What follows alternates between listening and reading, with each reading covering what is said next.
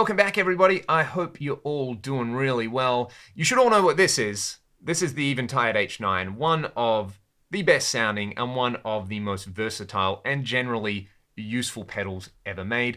I bought one of these not long after it came out. It was a mainstay on my pedal board. It still remains a mainstay in my home studio, even after I sold a lot of other pedals, just because there's some signature effects in here which you can't really get with anything else, like the undulator algorithm or their micro pitch algorithm or the black hole algorithm.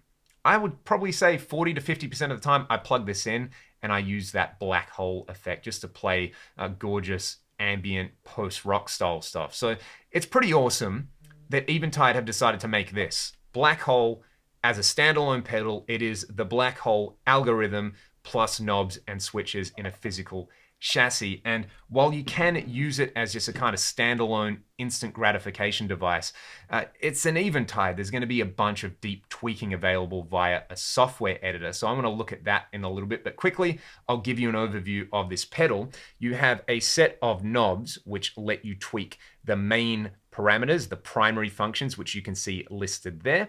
Then you can hit this button and it will give you access to a secondary bank of parameters, things like the modulation and the resonance. You've got a nice set of ins and outs on the back. This is actually a stereo input that can be switched. So if you're using this with like a stereo synth or you're running it after a stereo delay pedal, you can actually use a stereo jack in there. Then you've got a set of outputs and you've got an expression pedal in as well as a USB jack. The expression pedal in can actually do MIDI via jack as well. So you could sit this on your board and you could go through a bunch of pre-programmed presets on there. And basically, rather than shelling out for an H9 or shelling out for an Eventide space, I knew a bunch of people who had a space just for the black hole sound. You can get it in a much more compact and a much cheaper format. So let's dial in some sounds with this thing. I want to show you the software editor first. I know it's kind of weird. This thing has knobs, so why am I not twisting knobs? Why am I using the software editor? One, it's a lot easier to take a screen capture of the software editor and not set up another camera. And two, I'm going to do a bunch of playing at the end of the video where I just twist knobs and play and don't talk. So if you just want to hear some sounds, skip to the end of the video. But what I'm going to give you now is a little overview and tutorial on how I would go about dialing in some sounds with the Eventide Black Hole pedal. Let's start by taking a look at Eventide Device Manager, the software editor for the Black Hole pedal. It gives you access to all of the things that you have on the pedal, as well as global and system parameters, as well as access to more presets. In fact, you have 127 preset slots in here, which is probably more than enough for most people. The reason I really like this, though, is that it lays out the primary and the secondary functions of all the knobs in one easy to access screen. So we've got our top layer of controls like mix and size, as well as the secondary layer like the modulation and the resonance. I have the mix, gravity, low and high filters all centered. Everything else is basically at a minimum, and I want to show you how I would go about dialing in a sweet reverb tone using this editor. To do that, I want to talk about how size and gravity interact, because they form the core of this black hole engine. That is where all the character is contained with this particular pedal, in my opinion. So let's just hear it straight up. So we have a very small space being simulated with a typical decay. As I turn gravity up, it's going to change the character of that decay.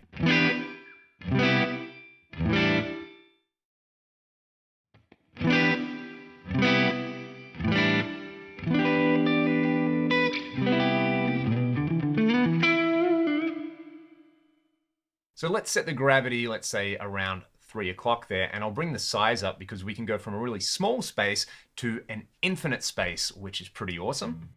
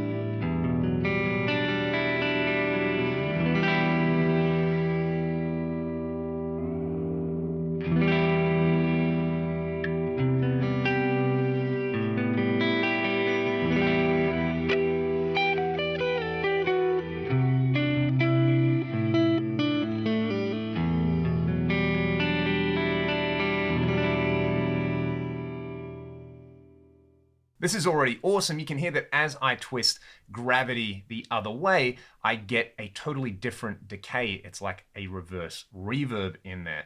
I'm a big fan of that kind of reverse sound, so I'm going to set the gravity somewhere here around 9 o'clock, and I like a big reverb right here. The next big factor are going to be the filters, the low and high control, as well as the feedback control. Then we'll add some modulation and a bit of resonance, and you can just play with so many possibilities here, which I really, really like. So this reverb to me is a little bit bright. I tend to like darker reverb. So I'm going to bring the high filter down a little bit and boost the low end. Let's hear that.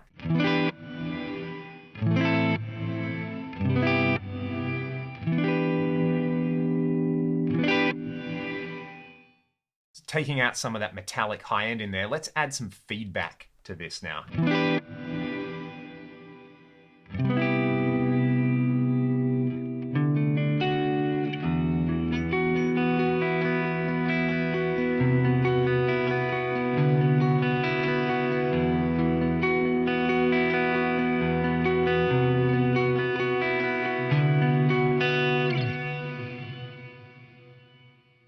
So the feedback is really cool there. That is going to make your reverb even bigger sounding.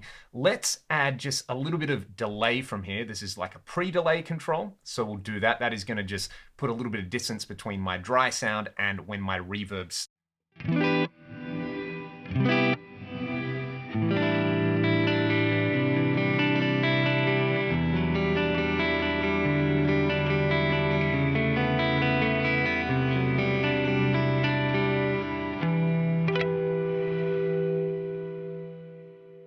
Now we can add some resonance and some modulation. I like to set the depth around noon and just add a little bit of rate in here. Let's hear that.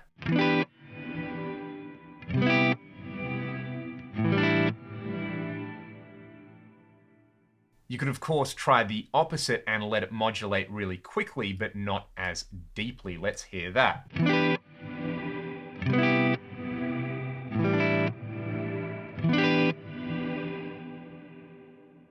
Then finally, we can add in this Q control. Let's crank it up to about 2 o'clock.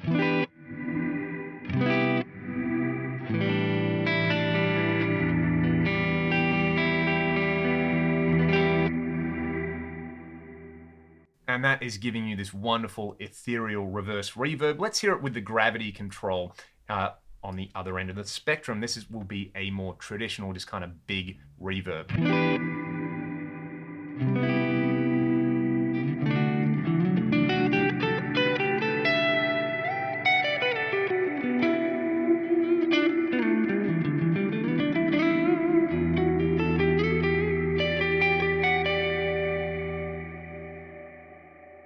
What I really like is when it's modulating and feeding back, you have this kind of crust at the end there. It doesn't sound like a natural space anymore, but it just is a wonderful thing to play around with and have this big ethereal pad that decays and just has character behind your main playing. Let's hear that with a little bit of distortion now.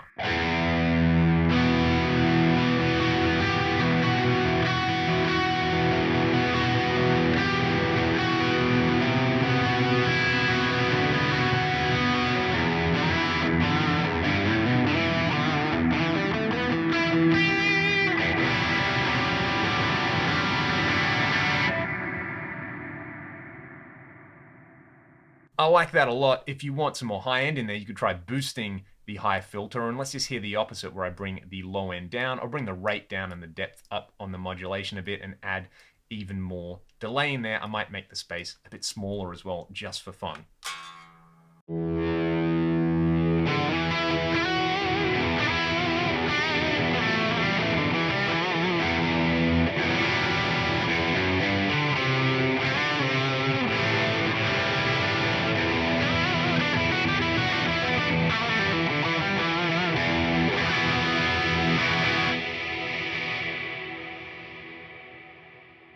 It is big, it is bold, it is brash, it is not designed to be a subtle reverb in here. This is when you really want to take your guitar into outer space. I'm going to show off a few little presets that I've made for this, and they're all, of course, based around this kind of, outer space mythology stuff. Let's have a listen to this one. This one's called Ergosphere, which has some hot switch assignments right here. You can see the depth and the rate. If I say hot switch because I'm used to the H9, but if you've got an external expression pedal in here, you can control all of these parameters. You access that by right-clicking on them, and it will set a predetermined range that you can sweep between in there. If you want to turn them off, just right-click again. So let's have a listen to this preset straight up. I'll go back to a clean sound, and I'll go back to the neck pickup.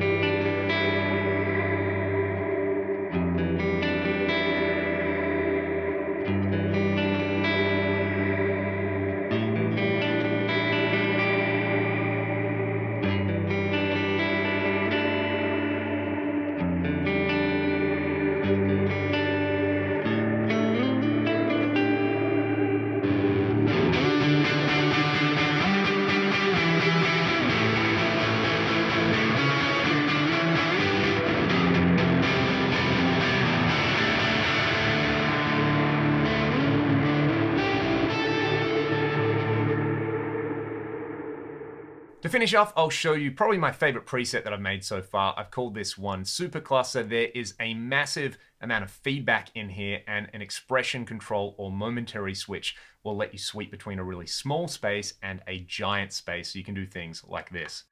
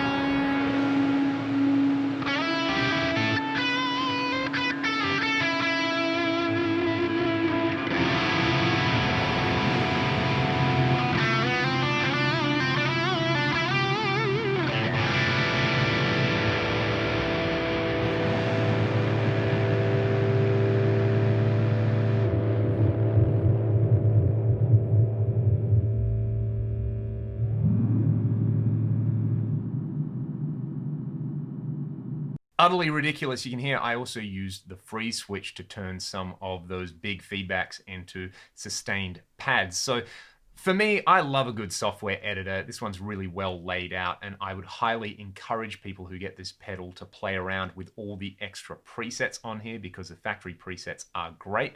And if you're into baking your own sounds and programming this and having it all accessible, say with a MIDI switcher on a big board, this is just a great way to organize all your presets. You can also go into the system settings and select between the bypass mode, kill drive, which I've got on at the moment. I'm actually running this through a mixer in parallel.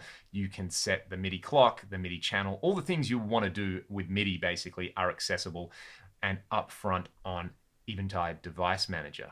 So there's some tones using the editor. Of course, you don't have to use the editor. It has knobs and switches, and you can use those. And we're about to hear me just tweaking those things and playing with a couple of different guitars and a couple of different core tones. But I would love to hear from you all in the comments. Is this something that you would want to check out and put on your pedal board or in your rig to get these Blackhole tones?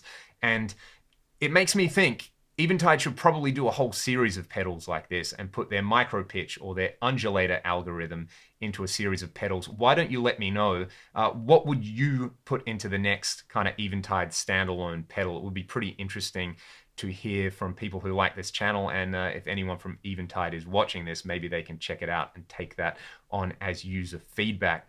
But for now, I'm going to say thank you all so much for watching the video. If you want to learn more, you can go to the Eventide website or check out their official videos on their social media channels. And I'm just going to noodle around with this now and twist the knobs and show you all what it's like to actually just kind of dial in some sounds with this.